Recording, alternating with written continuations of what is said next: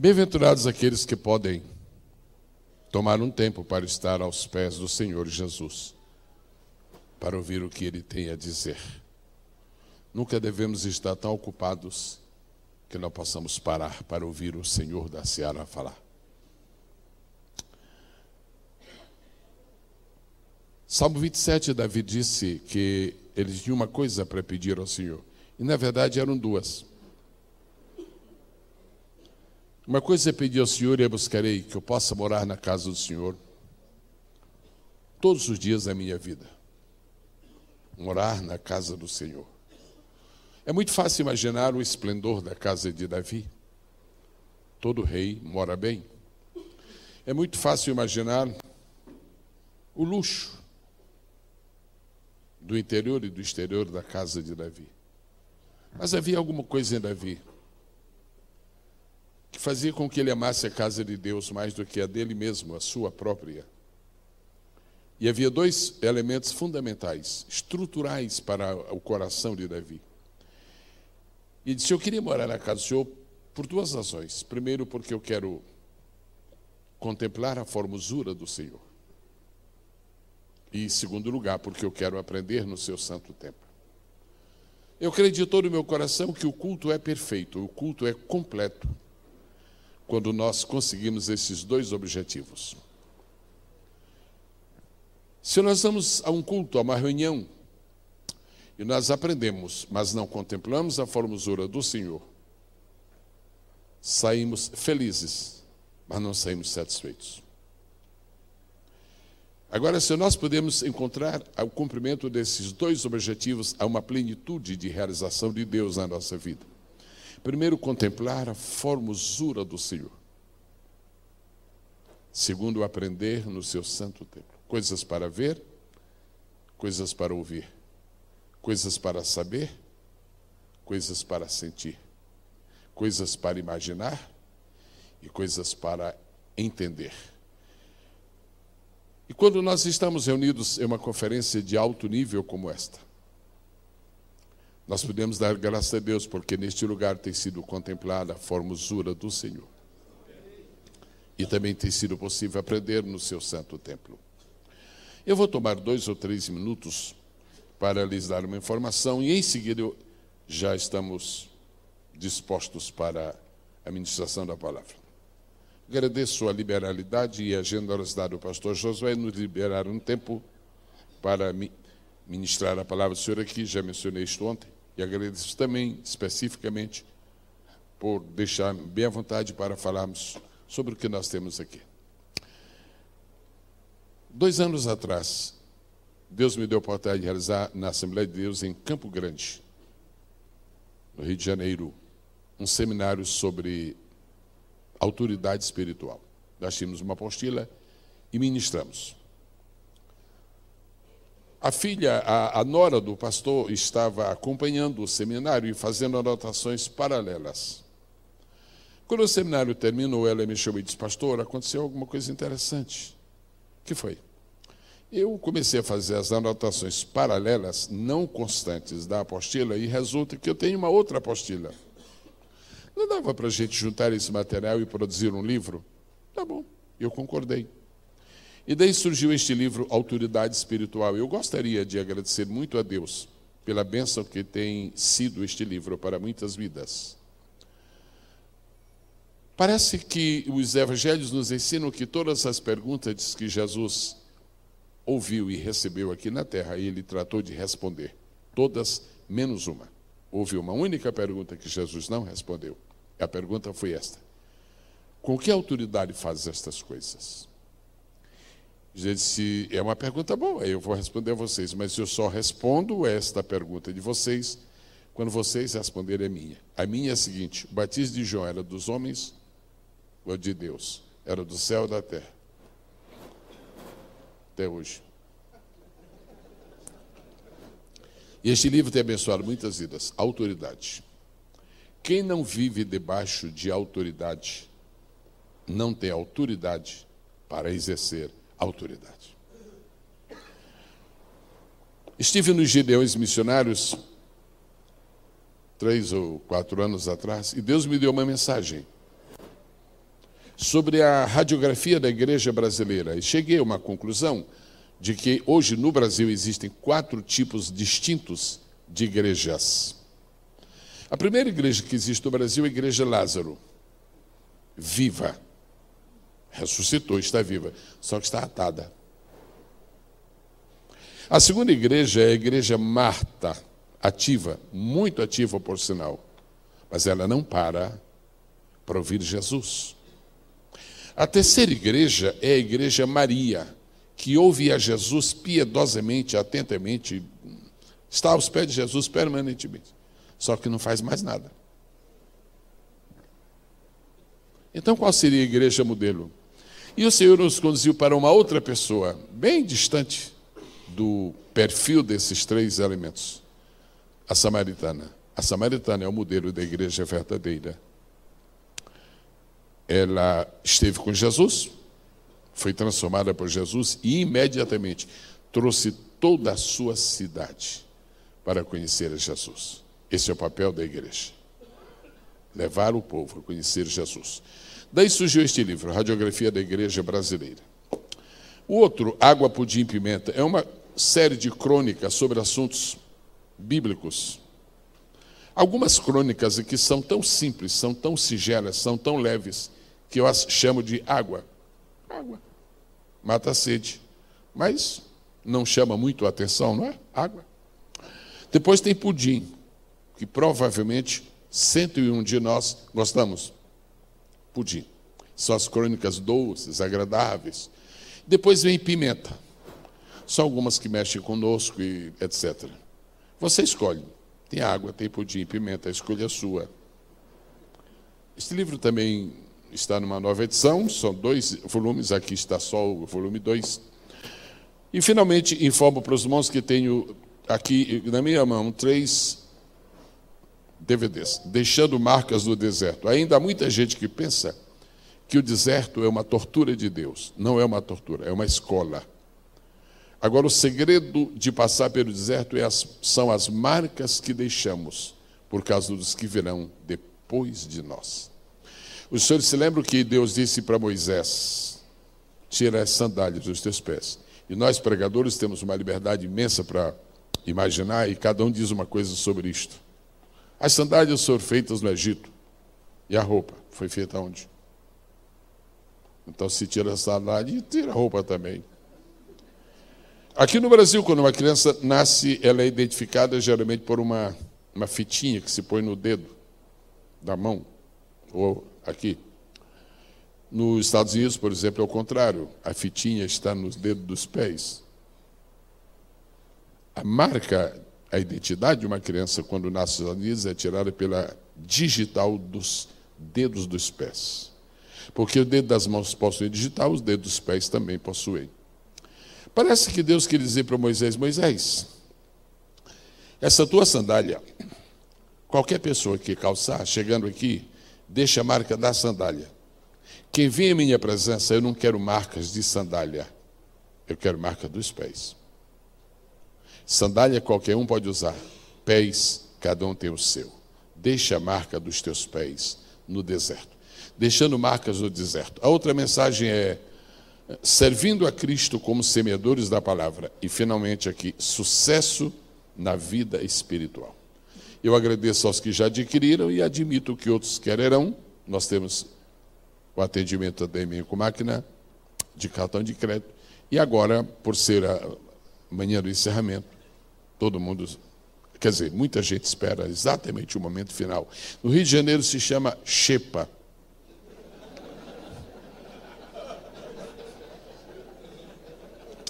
Vamos abrir a Bíblia Sagrada. Senhoras e senhores, Deus ainda está aqui. Há uma sensação forte de sua presença. É plano de Deus que voltemos para os nossos lares melhor do que entramos aqui.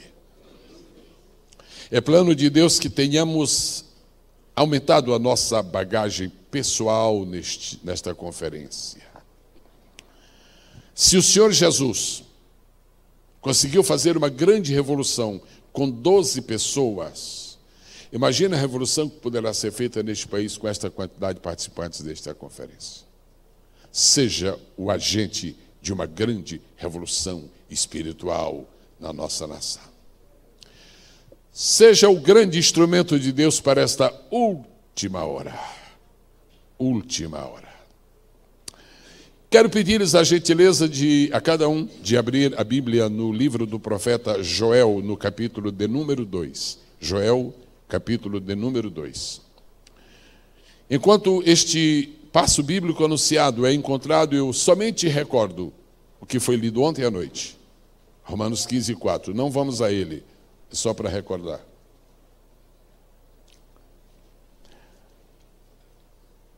Tudo o que dantes foi escrito, tudo o que dantes foi escrito para nosso ensino foi escrito. Então Joel também foi escrito para o nosso ensino. E diz que pela paciência e consolação das Escrituras tenhamos esperança. Depois você pode tomar um tempinho para juntar essas três palavras: paciência, consolação e esperança. Essas três palavras o Espírito ouve por bem juntá-las, reuni-las, agrupá-las num só versículo: paciência, consolação e esperança. Isso está jungido, está vinculado ao conteúdo das Escrituras Sagradas. Joel 2 e 24. Posso merecer a gentileza da leitura do versículo anunciado somente pelas vozes femininas? 1, 2, 3. Alô? Não, essa minoria é uma minoria forte. Vamos um pouco melhor.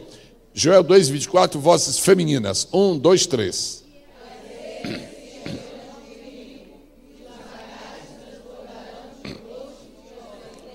Vamos agora ouvir a voz masculina, por favor. 1, 2, 3.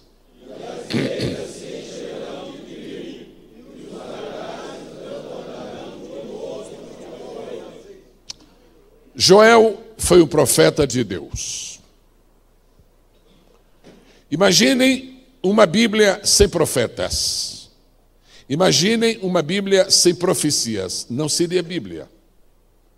As Escrituras Sagradas elas constituem um livro perfeito por várias razões. Uma delas é porque as profecias estão presentes. Dos 12 profetas chamados menores, não menores porque os outros fossem maiores, menores porque escreveram menos que os outros que escreveram mais, os profetas menores têm sua grandeza espiritual. Joel foi um grande profeta.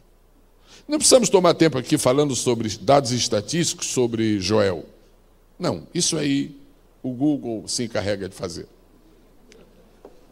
Vamos tentar descobrir algumas coisas espirituais, práticas, para o senso comum dos pastores e para a edificação espiritual de cada um de nós. Que tempo viveu Joel? Joel viveu um tempo de crise. Gostei muito de ter ouvido aqui o pastor Josué repetir: o céu não está em crise. O céu não está em crise. Não esteve, não está. O céu nunca esteve em crise. O céu teve uma crise. Teve, mas não esteve. O que está é algo assim mais continuado. O céu teve uma crise, foi superada facilmente, mas não está em crise, nunca estará, jamais. A terra está em crise, crise total. E a igreja, frequentemente, atravessa crises parciais. Israel estava experimentando uma crise aguda. O elemento fundamental dessa crise, a parte, o setor da vida de Israel mais atingido pela crise, foi o setor agrícola. Mas uma nação não prospera se sua agricultura falhar. É quase um mistério que algumas nações do mundo que não têm regiões, na verdade, para desenvolver uma grande agricultura, elas consigam sobreviver. A tecnologia está fazendo com que, de alguma forma, seja superado o seu problema. Israel entrou em uma crise. Para se ter uma ideia da crise, é só lembrar que o Jordão, houve um escritor que disse: no tempo do profeta Joel, o Jordão era uma avenida, ou seja, secou. O que fazer em tempo de crise? Muitos pregadores, muitos ensinadores têm tentado responder esta pergunta. Eu não me meto nisso.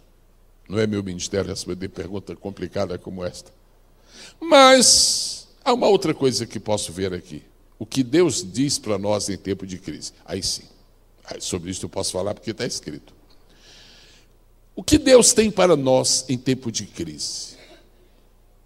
Como cidadãos brasileiros, nós sabemos da crise que assola o nosso país. Como ministros de Deus, cada um sabe o tipo de crise. Pode ser interior, pode ser familiar, pode ser ministerial, pode ser periférica, pode ser eclesiológica, pode ser.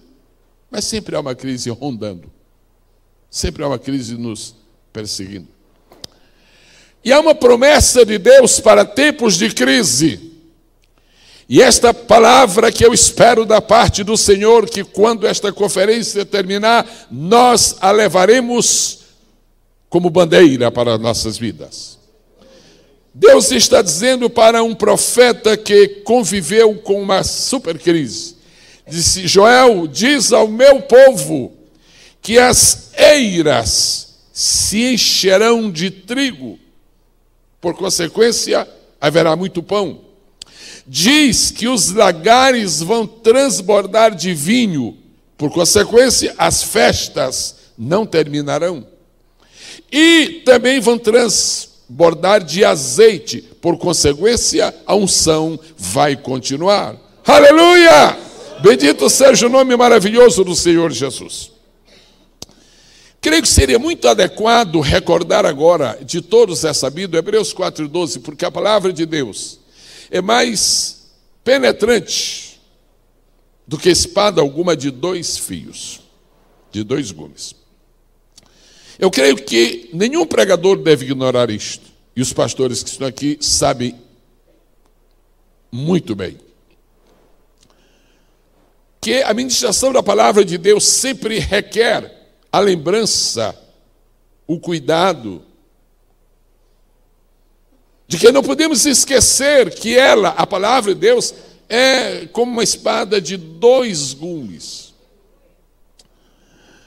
O primeiro gume da palavra de Deus, nós poderíamos chamar esta manhã de gume da interpretação. Interpretação. Ou seja, a Bíblia é o que é. Ela fala o que fala. Ela diz o que diz. É meio sinuoso alguém chegar na tribuna e ficar insistindo. Está escrito assim, mas é assim. Está escrito assim, mas é assim. Quer dizer, é ou não é? É. A palavra de Deus é. O primeiro gume é o gume da interpretação. O que está escrito é o que vale. Mas, por causa da sapiência do Altíssimo, há um outro gume, que é o gume da aplicação. A razão porque às vezes algumas mensagens não alcançam o coração do ouvinte é porque nós somos peritos na interpretação e escassos na aplicação. Nós temos o direito de falar sobre qualquer assunto da Bíblia, está aí para nós, disponível. Agora, a mensagem que não sugere uma aplicação, a mensagem que não é concluída com uma aplicação, ela deixa o ouvinte distante. E o lindo, o maravilhoso da pregação do Evangelho é que nós podemos ministrar sobre um assunto, sobre um evento, sobre um fato ocorrido há 2, 3, 4, 5 mil anos. E antes que terminemos de ministrar, as pessoas estão se sentindo parte daquilo, daquela história, elas estão acompanhando a história. Isto é o segredo da palavra de Deus. O Espírito nos atualiza, nos contextualiza, nos insere. Existe o lado figurado dos textos bíblicos, existe o lado histórico dos textos bíblicos, existe o lado literal dos textos bíblicos, existe o lado espiritual, sobrenatural. Agora, este texto está nos prometendo algumas coisas, e nós então vamos separar a interpretação da aplicação. Para interpretar esse texto, nós temos que ser muito honestos, dizer que Deus está falando é com o povo de Israel, não é conosco. Se a Bíblia tivesse só um gume, nós não tínhamos nada que ficar lendo isto aqui, porque não tem nada conosco. O nosso Jordão não está seco. Bom, não sei se todos têm. Agora, a verdade é que existe outro lado que é a aplicação. E o meu desejo, a minha intenção, meu propósito, minha tarefa nesta manhã é tentar uma aplicação para esse texto, para ver até que ponto Deus está falando conosco nesta manhã. Em nosso texto estão anunciadas 3 grandes provisões de Deus para Israel. Como nós somos o Israel de Deus, foi Paulo que falou isso quando escreveu aos Gálatas, então Deus está falando conosco. Se Deus não está falando conosco através da Bíblia, Ele está falando através de quê? Ele está falando através da Bíblia. Deus está identificando 3 graves problemas em Israel nos dias do profeta Joel. Eu pediria gentilmente que os senhores repetissem após mim, pelo que antecipo minha gratidão. Primeira declaração esta: havia falta de pão, havia falta de vinho, havia falta de azeite. Deus está lembrando a Joel, uma nação não subsiste sem pão.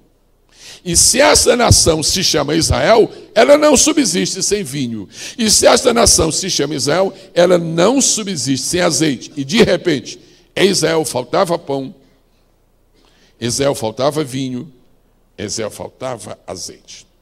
Vamos primeiro pensar no pão de uma maneira mais linear, depois tentaremos contar com a ajuda do Espírito. Pão é um elemento tão conhecido nas Escrituras, tão abundante, que de ponta a ponta, de um extremo a outro, a Bíblia fala de pão e fala. Primeira vez que a Bíblia fala de pão, Deus usa a seguinte expressão: teu pão.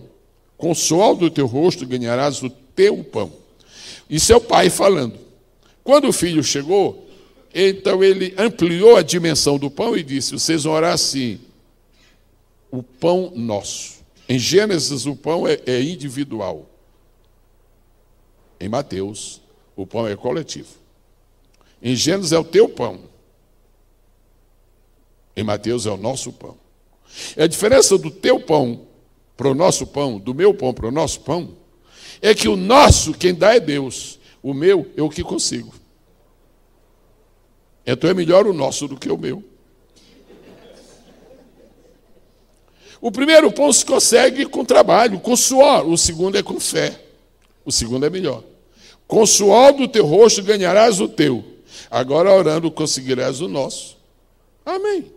Louvado seja o nome do Senhor para sempre. Pão tinha 5 significados para o povo de Israel. E todo pregador aprecia imenso quando vê pelo menos 2 ou 3 pessoas anotando. Porque aí é o seguinte: se a multidão é grande, eles se concentram olhando para aqueles que estão anotando e ficam estimulados. Repitam, se quiserem, as palavras que eu vou lhes falar. Pão, só a última palavra. Pão fala de abundância. Não, só a última palavra. Pão fala de abundância. Pão fala de prosperidade. Pão fala de fertilidade. E pão fala de riqueza. Ou seja, se não existe pão, não existe abundância. Se não existe pão, não existe prosperidade. Se não existe pão, não existe fertilidade. Se não existe pão, não existe riqueza. Deus está dizendo que esses 4 elementos virão por causa do pão que virá. Amém? Então Deus está dizendo para nós: não interessa a crise que há neste país chamado Brasil, haverá para o meu povo abundância. Haverá para o meu povo prosperidade. Haverá para o meu povo fertilidade. E haverá para o meu povo riqueza. Quantos podem glorificar o nome do Senhor? A história de Israel é muito linda, muito especial, é quase única, é singular. E nós vemos desde o princípio, bem do princípio mesmo da história de Israel, nós vemos que Israel era muito identificado com vinho. As festas. Israel é um povo festeiro. Mas Israel não era festeiro porque Israel tivesse a índole de fazer festas. É porque o Deus de Israel mandou Israel fazer festas. É impressionante como o calendário de Israel estava recheado de festas. Você vai fazer uma, quando estiver terminando uma, você já entra na outra. Havia festas interligadas. E quando Israel estava começando a descansar de uma festa, já vinha outra. E todas as festas de Israel eram regadas a vinho. Nós já vimos o que significa o pão para Israel. Agora vamos ver o que significa o vinho. Se quiserem, podem repetir a última palavra. Vinho fala de liberdade.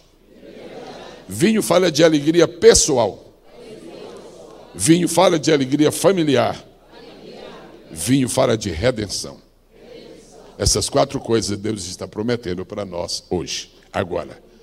Diz ao meu povo, nesta conferência, que haverá liberdade. Diz ao meu povo, nesta conferência, que haverá alegria pessoal.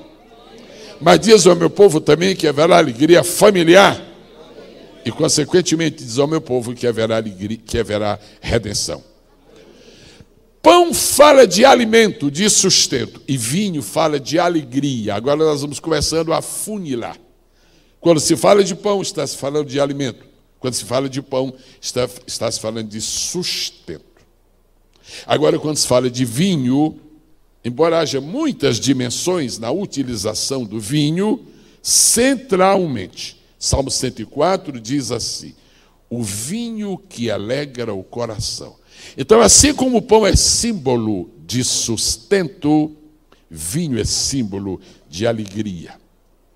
Não foi sem razão, não foi sem propósito, que o primeiro milagre realizado por Jesus foi exatamente nesta área. Eu amo todos os milagres feitos por Jesus, mas eu tenho uma verdadeira paixão por aquele primeiro milagre. Jesus é fantástico. É verdade que faltou vinho, e Jesus aproveitou a oportunidade de ver faltar o vinho para fazer um grande milagre. Por que foi que Jesus começou seu ministério em uma festa de casamento? Provavelmente porque Jesus propôs no seu coração que ele iria aqui na terra imitar o Pai Celestial. E o primeiro milagre que Deus fez em relação com a raça humana foi exatamente o milagre focado na família. Primeiro milagre, anestesiou Adão, tirou-lhe uma costela, fez a mulher e ele trouxe como esposa. E imagina Jesus aos 30 anos dizendo: se o meu pai, o primeiro milagre que fez a humanidade, para a humanidade, foi relacionado com família, eu vou também fazer o meu primeiro milagre em um ambiente de família. Pastor Josué está certo nesse enfoque tão profundo sobre família. Casamentos que começam com vinho e terminam com água. Jesus maravilhoso que transforma esta água em vinho. Então, casamentos que eram vinho e viraram água, esta água vai tornar a ser vinho para a glória e honra do nome do Senhor Jesus. Agora nós temos o azeite. Azeite é um dos mais antigos e eficazes combustíveis usados pelos homens. Azeite era usado na alimentação. Pode falar a última palavra. Azeite era usado na alimentação. Azeite era usado com fins medicinais. Azeite foi objeto de milagres. Mas azeite está relacionado com unção. Agora estamos começando a entender o que é que Deus realmente quer falar conosco. Há 3 provisões de Deus para os pastores reunidos nesta conferência, como uma mensagem de encerramento. Primeira provisão: Deus vai multiplicar o nosso sustento. Não estou falando do nosso salário, estou falando do nosso sustento. Salário é outra coisa, estou falando sustento. Deus vai multiplicar o nosso sustento. Deus vai multiplicar a nossa alegria. Deus vai multiplicar a nossa unção. Você não pode deixar este hotel sem que sinta que há mais pão hoje do que havia ontem. Você não pode deixar este hotel sem ter a convicção de que você está mais alegre hoje do que estava ontem.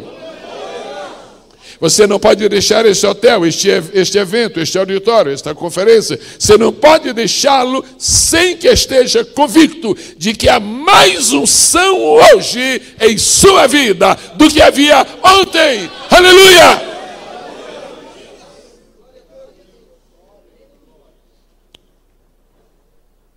Como é que está o nosso pão? Como é que está o nosso vinho? Como é que está o nosso azeite? Em Joel capítulo 2, Deus está juntando os três elementos.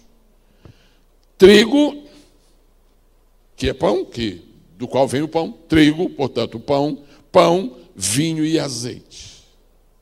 Mas em outros lugares da Bíblia não aparecem os três. Aparecem só dois.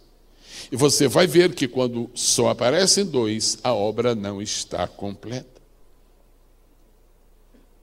Primeira vez que dois dos três aparecem juntos, lá em Gênesis capítulo 14. Melquisedeque tem um encontro com Abraão, Abraão tem um encontro com Melquisedeque, Abraão dá o dízimo para Melquisedeque, e Melquisedeque dá para Abraão pão e vinho. Só faltava uma coisa para Abraão. Era azeite. Agora, Melquisedeque deu para Abraão pão e vinho, porque aquele é um dos encontros mais proféticos da Escritura Sagrada. Mais proféticos. Quando Melquisedeque entrega para Abraão pão e vinho, Melquisedeque é um símbolo de Jesus, e todos já sabiam isto. Em Gênesis, nascem os fundamentos da ceia do Senhor.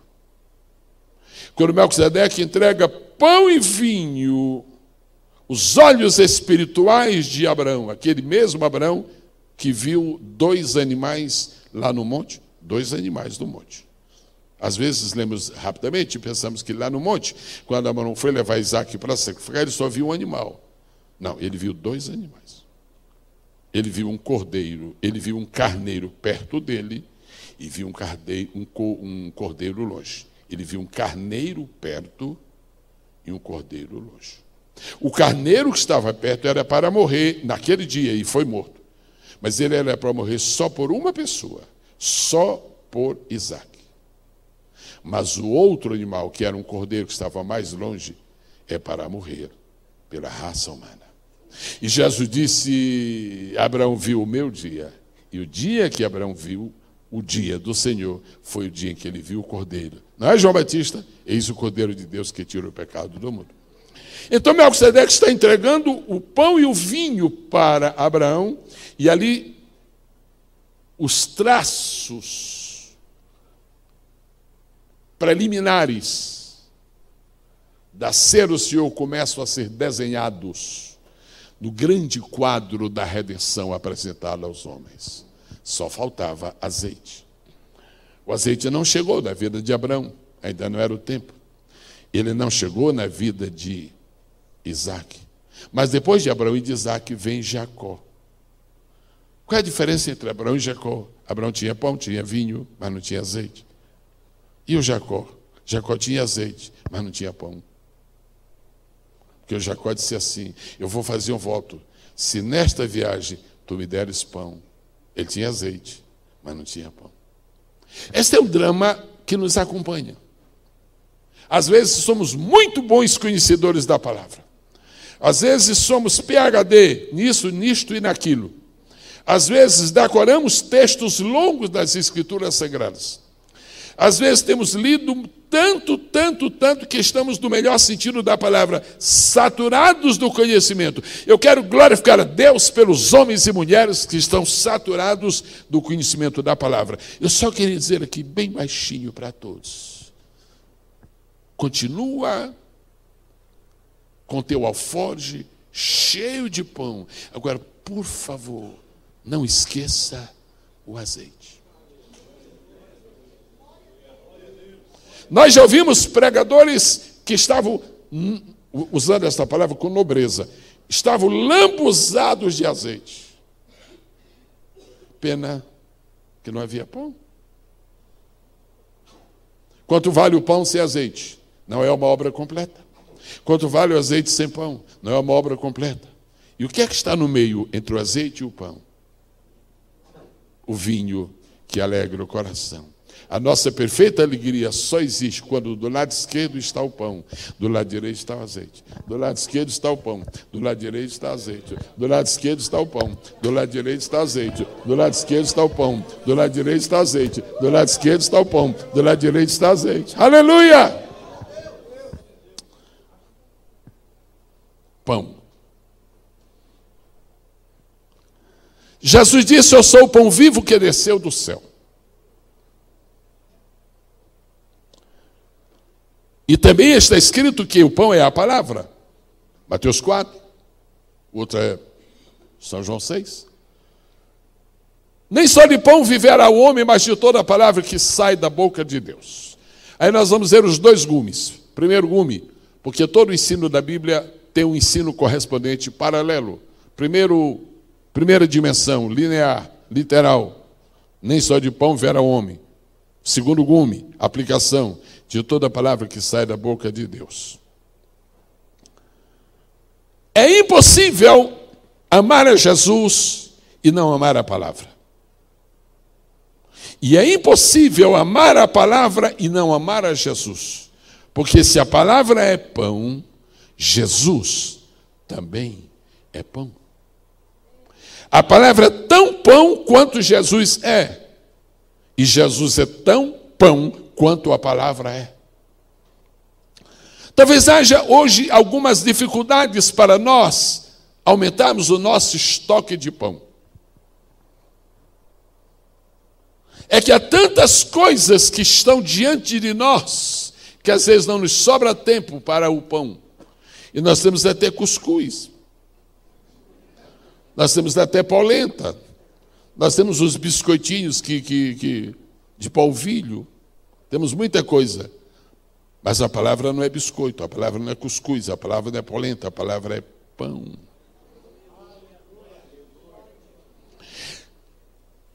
O que nós temos que fazer com este pão? Eu penso que o Brasil agora ele tem duas classes de pregadores. Essas duas classes cada vez mais estão se tornando bem evidentes e não se confundem. Primeira classe de pregadores do Brasil são os surfistas. Surfistas. Pregadores surfistas.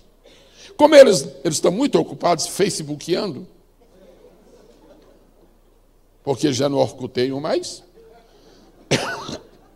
E durante esses períodos de folga da instagramação,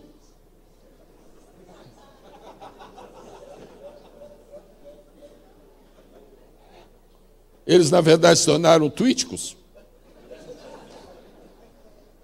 E por falta de tempo para mergulhar na palavra, eles vão rapidamente. Faltam 15 minutos para a hora do culto, 10 minutos para o momento da pregação. Mas Deus é grande. Deus é grande, mas não é trouxa. E vão rapidamente. E quando chegam diante do público, começa a surfar. O pregador surfista. Essa é uma classe de pregadores que precisa se acabar. Precisa negar os púlpitos para esses surfistas. São pregadores de prancha. E tem aquele público ali na praia que fica aplaudindo. Eles dependem das ondas. Mas há uma outra classe de pregadores. Essa outra classe é a classe dos pregadores que vêm para a conferência pastor, discipulando o pastor. Quem são eles? Eles não são surfistas. Eles são os mergulhadores. Eu queria dizer, em nome de Jesus Cristo, Deus te trouxe para esta conferência para reafirmar o compromisso que Ele tem contigo, mas tu tens que ser um mergulhador. O surfista se expõe. O mergulhador desaparece até que traga os tesouros que estão nas profundezas e apresente para o povo. Aleluia, aleluia. Agora, nós não podemos alimentar o povo se nós estamos famintos. Nós não podemos dar para o povo mais pão do que nós mesmos já comemos. Porque lá no profeta Ezequiel diz, primeiro tu comes, e depois que veres comido, dá de comer aos filhos de Israel. Não sei quantos estão cientes desse detalhe, mas seria bom acordar para isto. É preciso ter muito cuidado com sermões anônimos colhidos da internet. Muito cuidado. Sermões anônimos. A maioria dos sermões anônimos que há na internet, que eles parecem lindos, têm uns pensamentos fabulosos, mas são apenas fabulosos, não são inspirados. Se você investigar, vai, continua. Você sabe de que igreja são? Dos mormons. Os mormons estão cada vez mais enchendo a internet de sermões, enchendo. E não admira que já se está ouvindo aí sermões gulgados. É mais ou menos isso, né? Google, ok, mais ou menos isso. Sermões mormons sendo dados no púlpito evangélico. Isto é herético, isto é abominável, isto é uma tragédia. A outra coisa que sempre devemos levar em consideração: o povo, quando vem à igreja para nos ouvir, o povo não vem comer pão bolorento. O povo não vem comer pão velho. Não é apenas um privilégio nosso como pregadores, é um direito, e é mais do que um privilégio, é uma obrigação nossa dar pão fresco para o povo. Dar pão fresco para o povo. Agora, Deus está dizendo que em tempos de crise de Israel, Ele vai fazer com que as eiras se encham de trigo.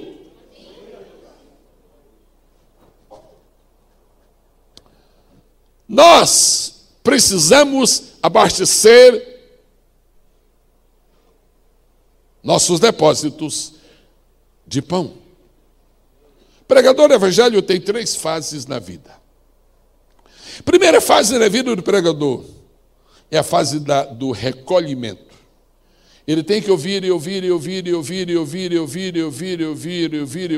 O pregador que não ouve ninguém, ele se considera o tal. Aí começa a dizer tantas tolices que quando começa a ser rejeitado, ele diz, alguma coisa deve estar errado comigo. Alguma coisa não, tudo.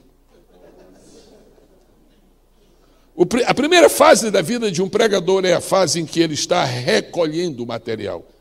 Colhendo e recolhendo. Ouvindo, anotando. A segunda fase, depois de haver estocado esse imenso material, ele vai classificar este material. Quem não ordenar o seu material, aí faz como alguns fazem, numa pregação só, falam sobre 15 temas. E quando termina, o pastor diz, qual foi o tema do irmão? Quer dizer, não, o tema, não, na verdade não foi um tema, foi um teima. Há pregadores que não têm tema, tem teima. Então a primeira fase é a fase da estocagem, do recolhimento. A segunda é a da classificação, da ordenação deste material. E depois vem a terceira fase, que é a fase de repartir o material. Se o nosso estoque for muito pequeno, vai se acabar logo. Se não houver renovação, vai cedo haver uma rejeição do nosso ministério. Ninguém está impedido de pregar a mensagem algumas vezes, ninguém. Agora, 50 vezes, em 3 meses, a mesma palavra, repetir a mesma mensagem para o mesmo público pela terceira vez, isso é indigesto. E aí as eiras não se enchem de trigo, as eiras não se enchem de pão. Eu quero, nesta manhã, declarar algo, não vou usar esta expressão, eu vou profetizar para os irmãos, não vou usar isto. Mas eu vou fazer uma declaração confiante de que estou falando a verdade. 3 avivamentos vão acontecer no ministério da igreja brasileira. Primeiro, o avivamento de pão. Deus vai dar uma fome nova para nós da sua palavra. Deus vai despertar em nós um novo apetite pela sua palavra. Agora, é uma questão que a gente faria muito bem em separar as coisas. Há uma promessa no livro de Amós, que nos últimos dias haverá fome de pão. E nós pegamos esse texto, aleluia, fome de pão, fome de pão. Eu não desejo ter fome de pão. Se você tem fome é porque você não está comendo, porque você não está saciado. Sabe o que eu desejo em relação à palavra? Eu não desejo ter fome da palavra. Eu desejo ter apetite. Quando você tem fome, você come tudo, até pão velho, bolo xoxo, manteiga estragada, peixe podre. Com fome se come tudo. Agora com apetite se é seletivo. Deus está numa conferência como esta, não somente tratando de nossa fome, porque se nós estamos alimentando todo dia, nós não estamos passando fome. Agora nós estamos com o nosso apetite desenvolvido e cultivado. Quantos podem dizer amém? Amém. O compromisso muito grande com a palavra. Eu tinha 16 anos, faz tempo. Meu pai estava à mesa e havia um missionário chamado Nels Julius Nelson, sueco, que se naturalizou brasileiro, estava ali. E o Nelson pregou 2 vezes na nossa igreja, lá no interiorzão. Quando terminou a segunda noite, eu, 16 anos, eu disse assim, Deus, como é que pode uma coisa desta? Este homem com essa idade aí, pregando. Eu perguntei para ele, há quanto tempo o senhor prega? Disse, há tantos anos. Ele disse, o senhor não leva mal, irmão Nelson? Não, meu filho, fala. O senhor ainda tem mensagem? Disse, tem, meu filho, Deus dá todo dia. É mesmo. Disse, Deus, tem compaixão de mim, Deus. Como é que vai ser se eu chegar a essa idade? Será que eu ainda vou ter mensagem? Vamos falar uma conversa franca aqui. Há 2 experiências que todo pastor tem que ter. Há dias que a gente pagaria para não pregar, porque não tem mensagem. Estou falando da minha experiência.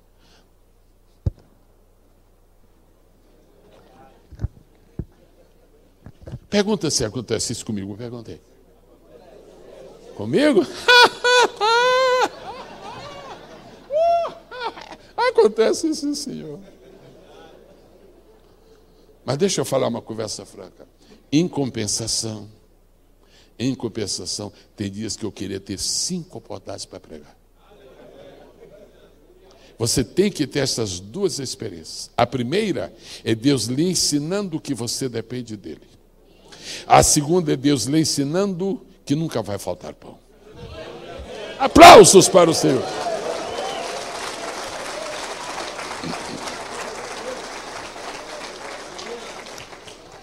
Agora você nunca terá o avivamento de pão se for negligente. Você nunca terá o avivamento de pão se for indolente. Você nunca terá o avivamento de pão se for relaxado. Seja diligente.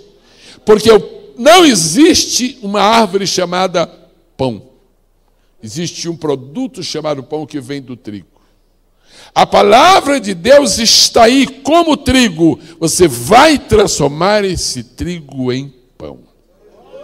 A Bíblia não diz, as eiras se encherão de pão, se encherão de trigo. De trigo. De trigo. Agora você vai pegar esse trigo e vai transformá-lo em pão. Você não pode transformar o trigo em pão se você não tiver o forno, se você não tiver o poder do Espírito, se você não tiver o calor do céu, se você não tiver a unção de Deus, se você não tiver a presença dEle, se você não tiver a inspiração dEle, se você não tiver. Agora receba a influência de quem você puder receber. Receba influência, receba. Mas, por favor, não seja um clonador. Faça o seu pão. Com o suor do teu rosto ganharás o teu pão. Hoje pela manhã, o pastor disse, pastor, o senhor pode vir amanhã mais tarde. Eu me arrependi de ter chegado tarde, porque levei uma bolachada hoje. Eu estou aqui assistindo todas as preleções, mas foi o senhor que falou para eu chegar aqui mais. Foi o senhor que falou comigo.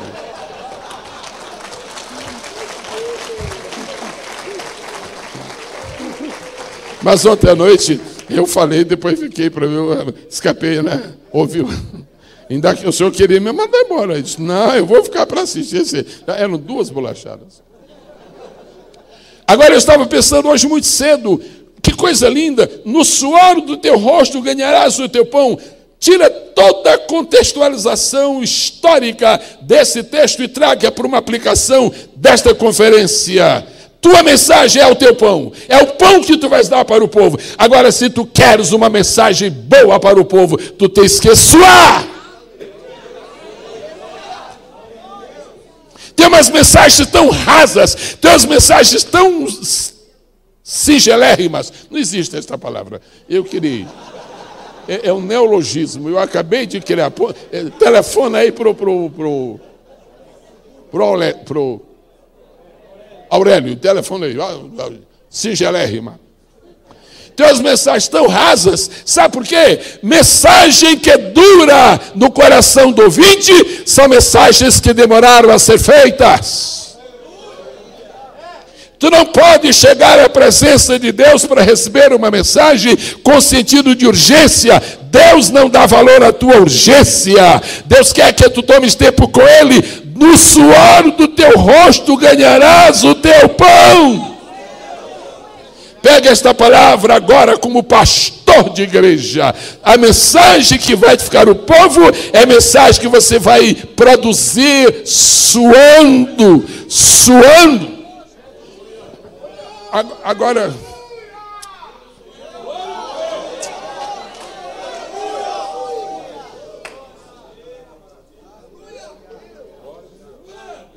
para falar a verdade, nós temos que ser honestos. Há mensagens que vêm rapidamente, mas esses são Deus, é o senso de humor de Deus. Você está no púlpito com o esboço pronto para pregar, 15 minutos antes o Espírito apaga aquela mensagem. Mas Deus, não é essa não. Mas tu me deste, eu nunca falei que eu te dei. Tu que escreveste. E o que é que eu vou falar? Deixa comigo. Agora, Deus faz um milagre desse e a gente quer viver agora nessa bênção. Com o suor do teu rosto ganharás o teu pão. Parece que há um médico entre nós, não há? Eu vi. Vem cá, doutor, por favor. Me ajuda aqui, por bondade. O senhor é o doutor que chamam de pastor? Ou o senhor é o pastor que chamam de doutor? Me ajuda aqui, por favor. Vamos falar um pouquinho aqui de anatomia, né? Todo médico tem... Quais são as peças fundamentais? Os órgãos, né? Peça não. Peça. Quais são... Então, é o médico, tem que respeitar aqui. Quais são os órgãos vitais do rosto? Estou falando do visível, certo? Do rosto humano. Ok, vamos começar. Olho é parte vital do rosto? Vital. Olho? Maravilha. O que mais? Nariz. Nariz também. Por causa do olfato. Boca. Boca. Então já temos 3, né? Subindo. Boca, nariz. Tem mais algum? Do rosto é o ouvido. Também faz parte? Faz parte. Obrigado, doutor. Não, agora fiquei à vontade. É o seguinte, mensagem verdadeira tem que suar o rosto. Não é suar as pernas, não. Não é só... Sabe o que quer dizer suar o rosto? Cansar os olhos de ler a Bíblia. Sabe o que quer dizer suor do rosto? Cansar no areia de sentir a inspiração. Sabe o que quer dizer suor no rosto? É cansar a boca de tanto repetir a palavra. Sabe o que quer dizer suar o rosto? É cansar o ouvido de tanto escutar a voz de Deus. Obrigado.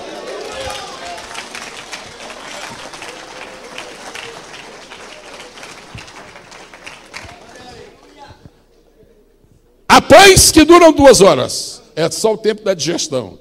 E há pães que duram 10 anos. Há pessoas aqui esta manhã que são capazes, se permitido lhes fosse, seriam capazes de levantar e dizer, pastor, eu me lembro de uma mensagem que eu vi há 10 anos. Tem ou não tem? Tem alguém que se lembra de uma mensagem que eu vi há 20 anos? Tem ou não tem? Tem alguém que se lembra de uma mensagem que eu vi há mais de 20 anos? Senhor. Ah, faz tempo, pastor.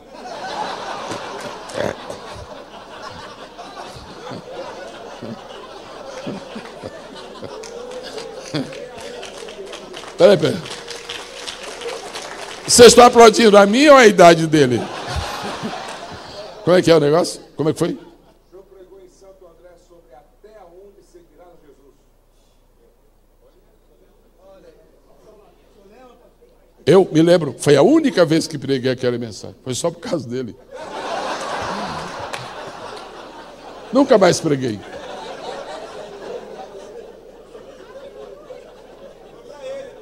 Eu tenho hoje, por mais um mês eu tenho 74 anos. Por mais um mês. Eu tinha 18 anos, morava na cidade de São Luís do Maranhão. Frequentava a Assembleia de Deus, liderado pelo saudoso pastor Alcibiades Pereira Vasconcelos. E saiu uma notícia por ali: pastor presbiteriano vai pregar. E havia um grupo de jovens ali, uns 4 ou 5, nós éramos muito unidos, muito desejosos de ir para frente. E um disse assim: e agora, vamos lá assistir o presbiteriano? E o pastor Alcibiades. O pastor Alcibiades era muito assim, rígido. E agora? Não, vamos enfrentar. Pastor, é o seguinte, está soando um boato aí, que vem um pastor presbiteriano aí. Pastor, sábado não tem culto. Só deixa a gente ir. Se meus filhos vão. Aí a gente diz, que coisa linda, vão. E captem tudo que vocês puderem. Vão lá. Nós ficamos animados e fomos. Eu tinha 16 anos. Aí sim, faz tempo. Naquela noite o pastor pregou, o tema da mensagem foi: se a tua alma fosse a leilão, quanto darias por ela? Uau! Você nunca vai encontrar um DVD meu com esse título, porque senão seria uma cola legítima. Eu vi aquela mensagem, me impactou. Ele ia pregar no domingo, aí disse, agora nós vamos enfrentar o pastor. Saí da igreja, disse, pastor, foi bom demais. Como é que foi? Conta para mim. Contamos. Mas é o seguinte, pastor, ele vai estar hoje também. Não, vamos. O senhor deixa. Aí nós fomos. Naquele dia, naquele domingo, ele pregou sobre Cantares 6:10. E o tema da mensagem foi elogio às minorias. O que é isso? Quantos anos são passados? Quase 60. Deus te levantou para lançar para as multidões um pão que permanece.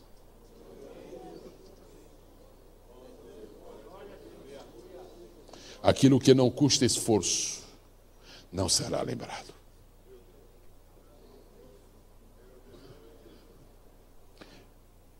A primeira lei que existe no reino de Deus em relação aos homens, não em relação ao céu, em relação aos homens, a primeira lei que existe no reino de Deus em relação aos homens é a lei do sacrifício. A lei do sacrifício. O que for de mais belo, mais útil, mais caro e mais importante na terra tem a marca do sacrifício.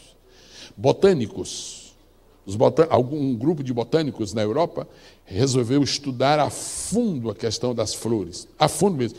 E foi um tempo imenso que gastaram. Depois publicaram um livro e disseram: o desabrochar de uma flor é igual a uma senhora que dá à luz a uma criança. Quando uma flor está desabrochando, para a flor é o sacrifício do par. Por isso que as flores são belas, porque são produto de um sacrifício. A beleza da tua mensagem é vinculada ao sacrifício que tu tiveste para produzi-la.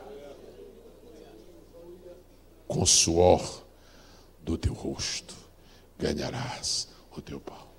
Deus não nos dá pratos feitos. Deus trabalha em outro restaurante. Deus não nos dá pratos feitos. É uma raridade. Deus nos dá trigo para produzir pão. Agora tem uma coisa: quem quiser 7 anos de fartura de pão,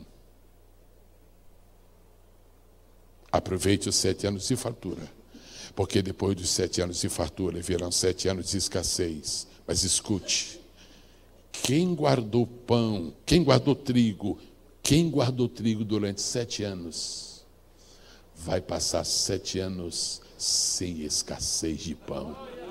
Repita após mim, por favor. Quem guardou trigo durante 7 anos, vai passar 7 anos de crise com pão. Aleluia, aleluia. Bendito seja o nome do Senhor Jesus. Deus está dizendo para Joel: Joel, há uma crise muito grande na terra, agricultura. Mas eu vou fazer 3 milagres. Primeiro, as eiras se encherão de trigo.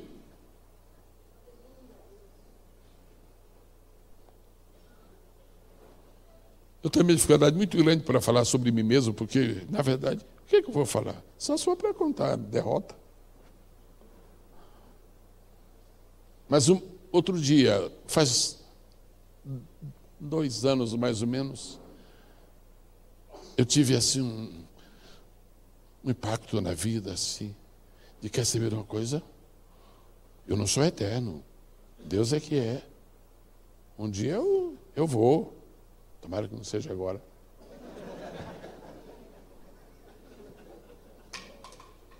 E eu estava olhando por umas caixas de material que eu tenho em casa. Eu não sou... Tem gente que se muda muito. Eu não. Sou muito de ficar no lugar. Só me mudei 24 vezes. E estava olhando umas caixas de Deus. Essas caixas são de material que eu tenho colecionado ao longo dos anos. Primeiro escritos à mão, depois em famosíssimas máquinas de escrever. Uma delas tinha um nome lindo, Underwood, madeira de baixo. Muito bem. E, finalmente, as últimas não, as mais recentes no computador. O que eu vou fazer com isso? Se ficar aí, vai apodrecer. Se eu jogar fora, eu acho que eu estarei pecando. Eu vou fazer uma seleção desse material e tentar produzir alguma coisa.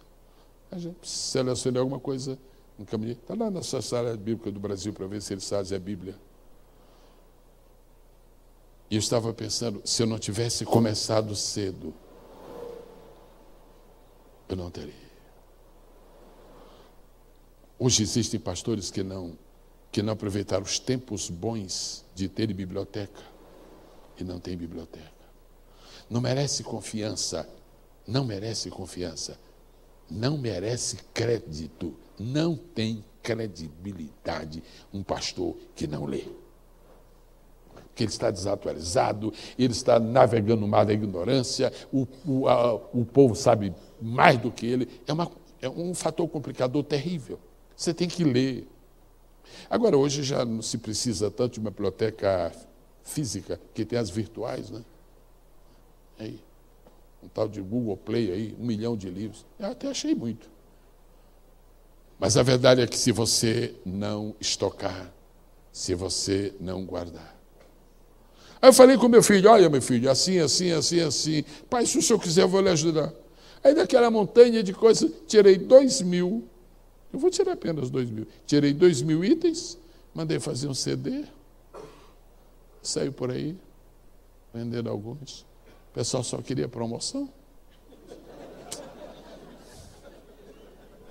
Estou aqui para dizer nesta manhã que está vindo aí um grande avivamento, que significa um novo interesse pela palavra de Deus.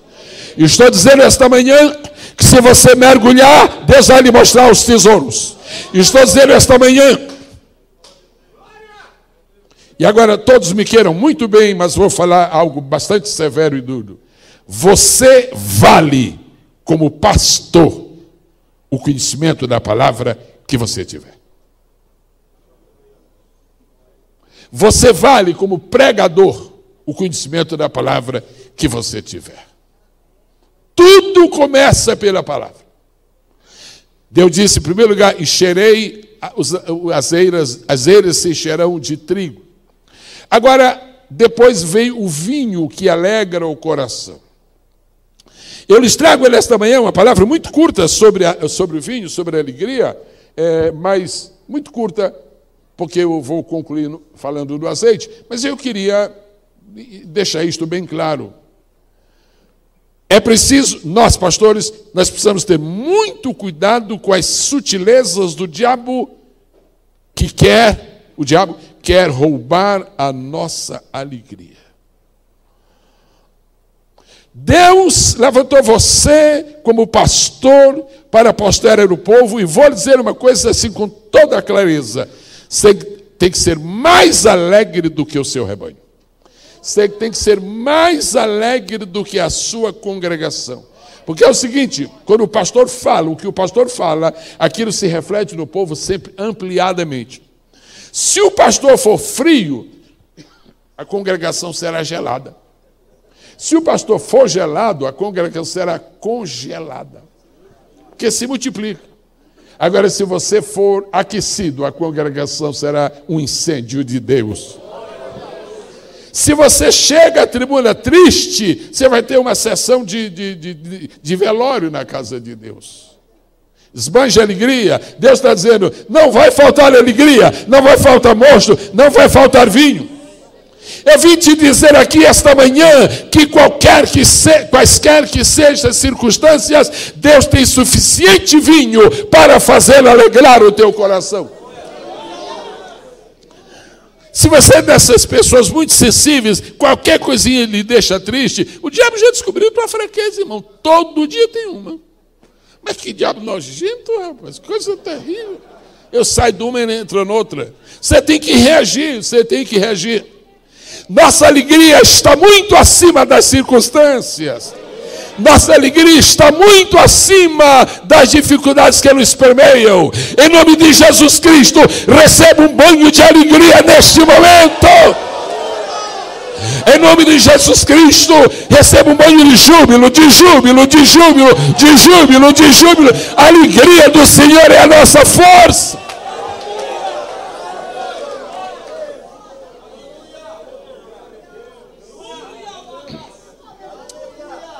Nós somos o único povo que nós, evangélicos, o único povo no mundo que quando está diante de um defunto, canta. Impressionante. Impressionante. Tem até uns hinos feitos especialmente para essa época. Junto ao trono de Deus preparado, mas cantando o defunto ali. Sabe por quê? Porque nossa alegria é maior do que a morte. Sabe por quê? O nosso júbilo supera o tempo, o espaço e as distâncias. Mas há uma coisa que eu gostaria de lembrar. Há uma única situação na nossa vida diante da qual nós não nos alegramos.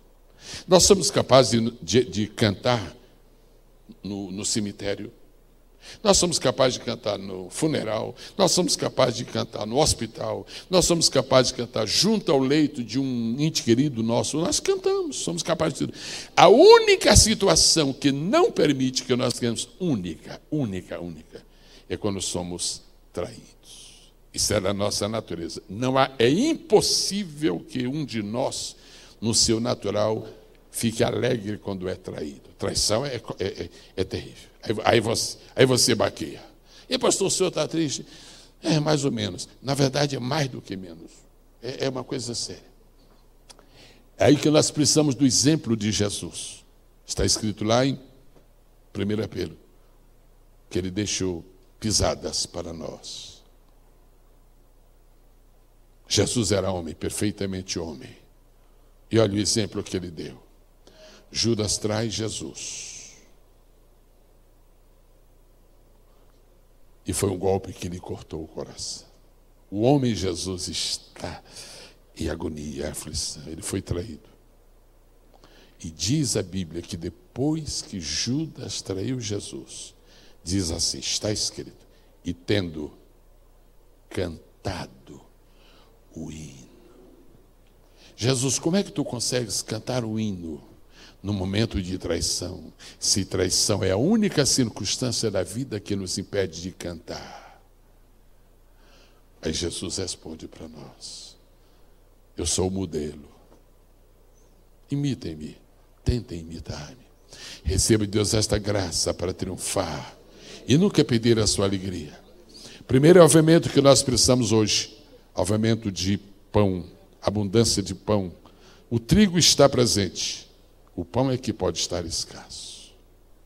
Deus não está dizendo para Joel que vai haver a mudança de pão. Ele está dizendo que vai haver a mudança de trigo. Entenderam a diferença? Deus está dizendo, vai haver a mudança de pão. Sabe por quê? Porque o trigo quem dá é Deus. O pão quem faz é o homem.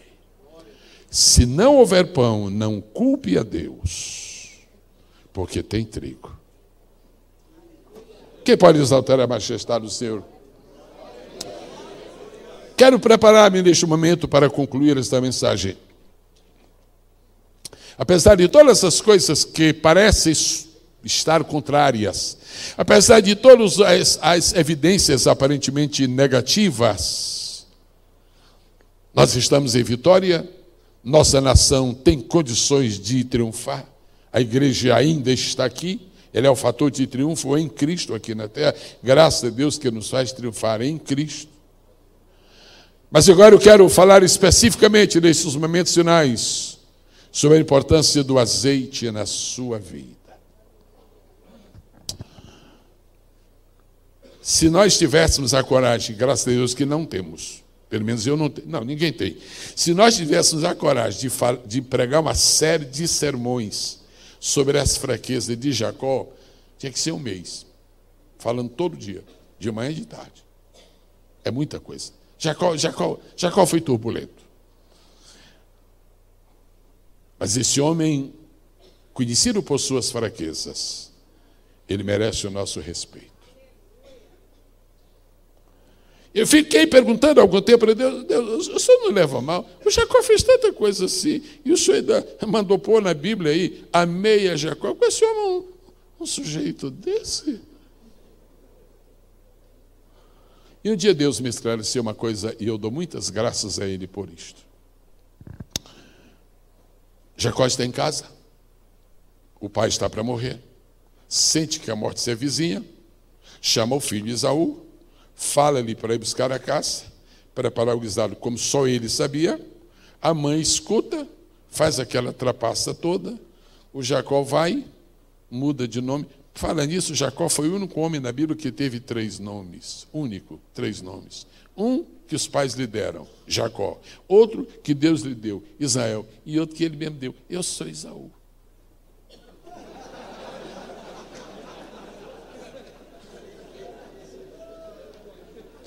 Eu estava perguntando a Deus, senhor, já tem tanta coisa ruim contra o Jacó, eu ainda precisava disso aqui, precisava sim, senhor. Mas como precisava?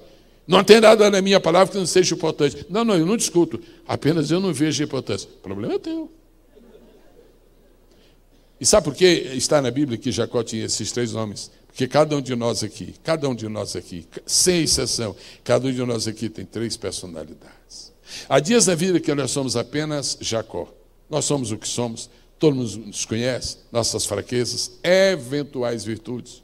Mas há dias na vida que nós somos verdadeiro Israel. É como um irmão me dizia, um irmão que mora lá em Cachoeira, também disse, pastor, tem dia que a gente acorda com vontade de pegar demônio pelo chifre. Nesse dia nós somos Israel. Mas há algum dia na nossa vida que nós não somos nem Jacó nem Israel. Depressão. Defasagem espiritual. Se eu fosse Esaú. Se eu fosse um primogênito. Se eu fosse fulano. É por isso que está na Bíblia. E Deus disse, amei a Jacó. Mas amaste a Jacó? Amei. Por quê?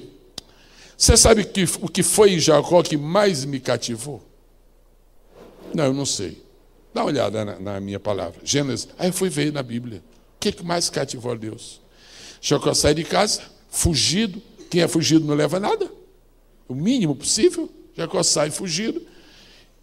E Jacó prepara ali a mochila dele. Pouca coisa, que não podia pesar muito. Sabe quanto vai durar? Vai. Jacó chega. A noite se aproxima, Jacó, eu vou ficar por aqui mesmo. E quando chegou a noite, Jacó dorme, sonha, tudo isso é muito conhecido. Jacó encontra uma pedra. Eu tenho andado por esse mundo aí, já dei muito interior, ainda não vi uma pedra boa para travesseiro. A mais parecida foi uma pedra de amolar faca, que uma vez meu pai fez. Mas aquilo é uma realidade, aquilo foi preparado, uma pedra, encontrar pedra no mato para ser o travesseiro. Tá bom. E quando termina tudo, Jacó disse: eu estou fugido. Meu irmão pode até vir atrás de mim e me matar. Mas quando eu estava em casa preparando minha mochila, eu senti desejo no meu coração de trazer uma coisa que não é parte da minha bagagem, não é parte da bagagem de ninguém. Sabe o que foi que Jacó pôs dentro da sua mochila? Azeite. Pergunta para Jacó por que ele levou azeite. Eu queria dizer uma coisa tão simples para você, mas guarde. Deus nunca desprezará uma pessoa se ela tiver azeite na bagagem. Vou dizer uma coisa que é paralela. Deus nunca deixará de honrar alguém se na sua bagagem houver azeite. Sabe quanto nós valemos? $1 milhão. Sabe quanto nós valemos? 1 milhão de libras. Sabe quanto nós valemos? 200 mil reais. Sabe quanto nós valemos? Deus, eu vou falar isto no teu nome, no nome do teu filho Jesus. Nós valemos o azeite que nós temos. O nosso preço é o preço do azeite que nós temos.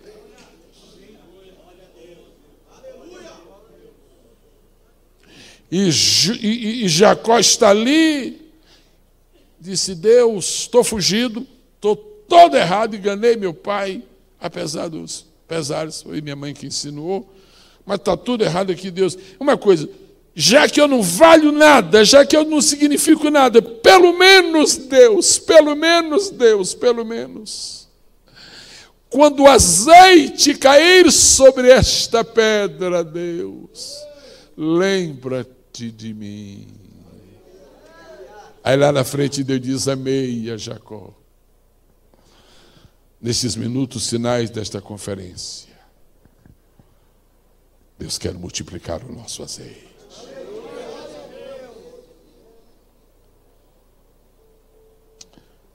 Se você tem diplomas na parede, vamos dar glória a Deus pelo diploma na parede, amém. Se você tem anéis de graduação no seu dedo, Deus seja louvado por tudo isso. Agora, seu sucesso não está dependendo disso. Seu sucesso está vinculado ao pão que você vai distribuir e ao azeite que você tem. Agora, o pão você vai ter que ter muito para repartir para os outros. Mas ouça-me, pão é para os outros. Quer dizer, você tem que ter a sua parte e repartir. Mas azeite é para você. É para você. Agora, é interessante que aquela mulher que ungiu a Jesus foi com perfume, não foi com azeite. Esse perfume tem o valor de azeite de Deus. Ela ungiu Jesus nos pés. Por que ela não ungiu na cabeça? Se Davi disse que o lugar de ungir é a cabeça. Davi disse: unge a minha cabeça, mas a mulher ungiu nos pés. É porque quando Deus unge, ele unge a cabeça. Quando o homem unge, ele unge os pés. Porque a unção de Deus que vem sobre a cabeça, ela desce até os pés, mas a nossa unção não pode subir para a cabeça. Unges a minha cabeça com óleo e meu cálice transborda.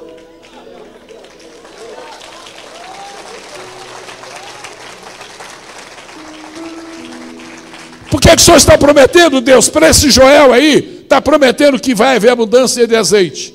É porque os meus pastores do século 21, os meus pastores da conferência Pastor Discipulando o Pastor, os meus pastores do Ministério Brasileiro, eles vão ter que ter muito azeite. Por quê?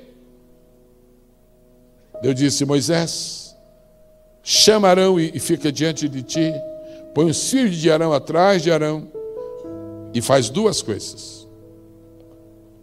Pega o sangue e põe na ponta da orelha direita. Pega desse sangue e põe no polegar direito. Pega desse sangue e põe no polegar do pé. Depois que tu puseres o sangue, aí tu pões o azeite. Todos que estamos aqui esta manhã temos a marca do sangue. Agora, a grande questão é esta: nós temos também a marca do azeite? Não se pode pôr azeite onde o sangue não está. Mas onde chegou o sangue, tem que chegar depois o azeite. Se a sua experiência de salvação é legítima, claro que é. Se a sua experiência de salvação é perfeita, claro que é. Põe em cima deste sangue o azeite de Deus, porque aí tu serás o instrumento de Deus para a revolução do tempo do fim. Azeite! Azeite! Azeite!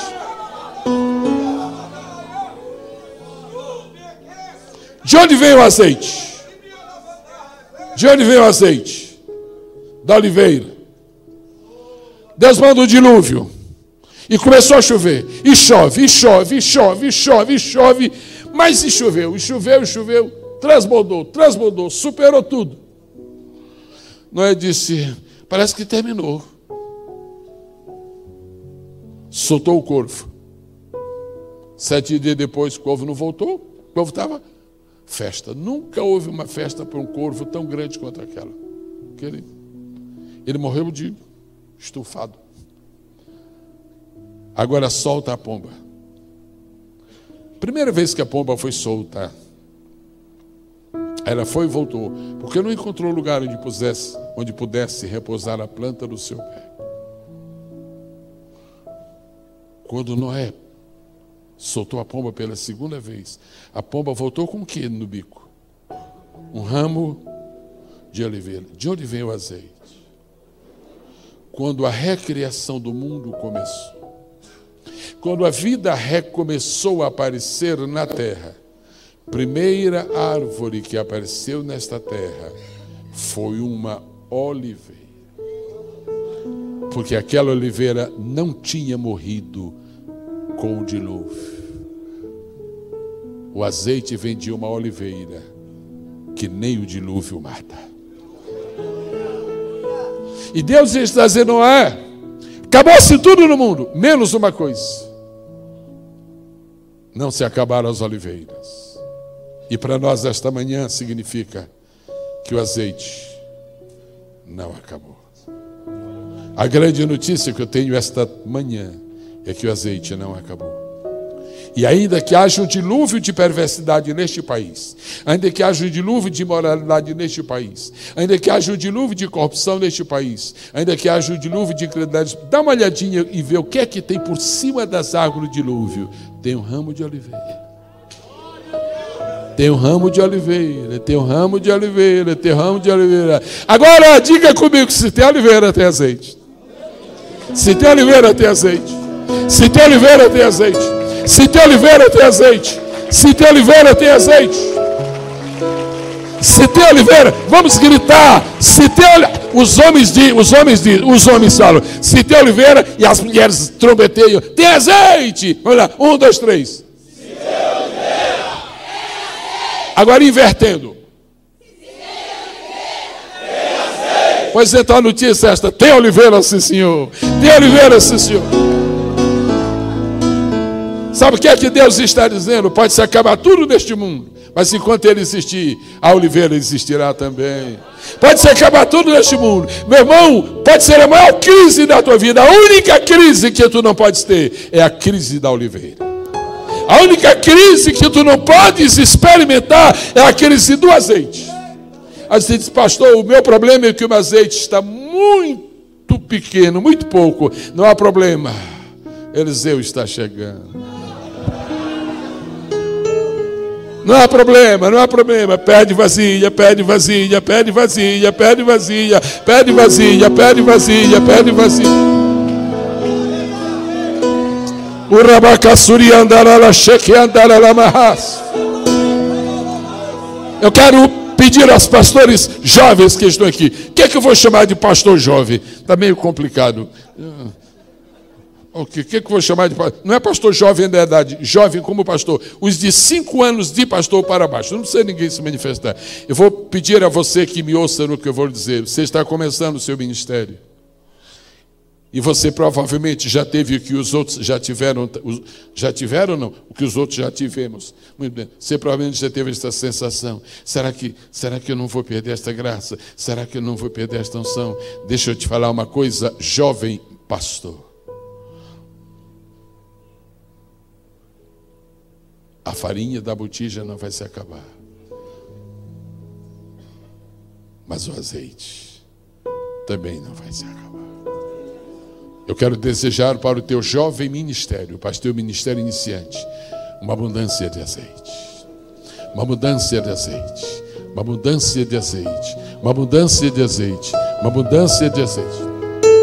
Agora, deixa-me terminar só lhe pedindo uma coisa.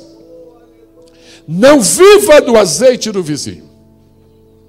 Agradeça a Deus o que você ouviu neste congresso. Agradeça a Deus pela usina de azeite que o pastor Josué está plantando aqui neste Brasil. Agradeça a Deus por tudo isso. Agora, por favor, não seja como as virgens loucas. Tenha o seu azeite. O Deus que disse, com o suor do teu rosto ganharás o teu pão, Ele está dizendo para ti hoje, se queres ter vitória, guarda o teu azeite.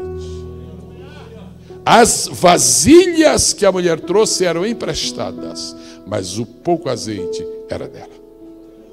A vasilha não era dela, mas o azeite era dela. Vou fazer 3 apelos agora muito difíceis, mas eu vou fazer por obediência ao Senhor. Vou fazer.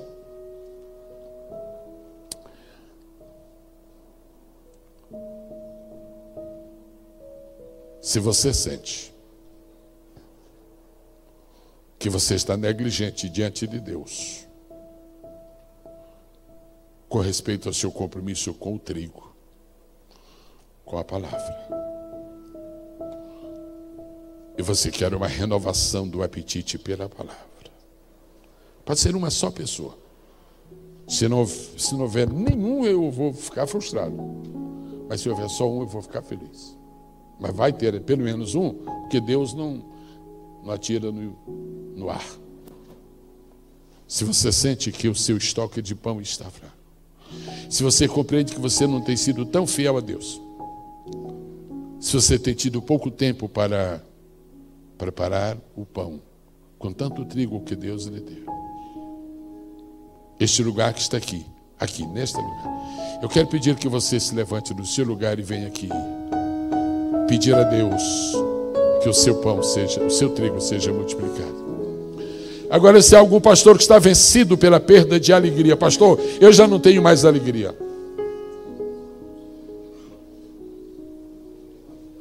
Pastor Josué, eu vou compartilhar com o senhor uma experiência final, certo? Os senhores sabem, os que me conhecem há alguns anos sabem que praticamente toda vez que eu começo a ministrar a palavra, eu tenho uma frase que eu sempre uso. Qual é? A vitória é nossa. Pelo menos sobrou um aqui, quer dizer, escapou um aqui. Eu gosto muito de dizer isto, a vitória é nossa. Você não pode dizer isto se você tem um sentimento de derrota. Você não consegue dizer, irmãos, vitória é nossa, irmãos. Não, você tem. Eu tinha um sobrinho, filho da minha irmã, adolescente, 16 anos, escoteiro. E um dia de terça-feira, ele foi para o exercício, lá no Rio de Janeiro. 4 escoteiros foram num carro de um, e quando voltavam, o carro bateu numa árvore. Não houve nada com os outros 3. Meu sobrinho morreu. Terça-feira era o meu dia na Ilha do Governador. Não leve a mal pelo que eu vou dizer, não. Mas eu não abri a mão daquele culto. O meu sobrinho chegou, o corpo foi posto lá embaixo, na parte baixa do santuário. E quando chegou assim 3 horas da tarde, 4 horas da tarde, eu comecei a ver os pensamentos. Prego ou não prego? Meu sobrinho está morto. Prego ou não prego? O homem natural dizia, não tenho condições. E Deus dizia, tu tens compromisso.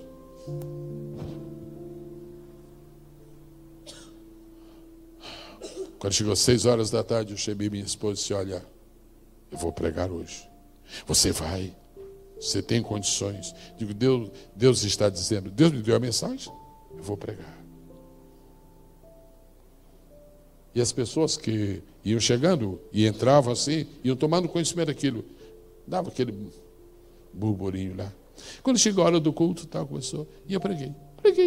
E quando eu subi à tribuna, eu disse o que eu dizia todo dia: a vitória é nossa pelo sangue de Jesus. Tudo bem. O culto terminou. Quando terminou o culto, um senhor que estava no banco, assim na frente, disse: pastor, eu precisava de 2 minutos com o senhor, não mais de 2 minutos. Eu me lembro que eu tinha visto aquele cidadão algumas vezes ali, mas eu sabia que ele não era da igreja. Disse: pois não. Disse: pastor, o senhor já deve ter me visto aqui algumas vezes. Sim, eu já tenho visto. Eu tenho de estar aqui, eu aprecio muito estar nesta igreja, aprecio muito ouvir a palavra de Deus, mas eu não tinha tomado uma decisão ainda, porque eu pedi a Deus que me desse um sinal, que esta será a minha igreja, mas eu queria um sinal forte. Ele me deu hoje.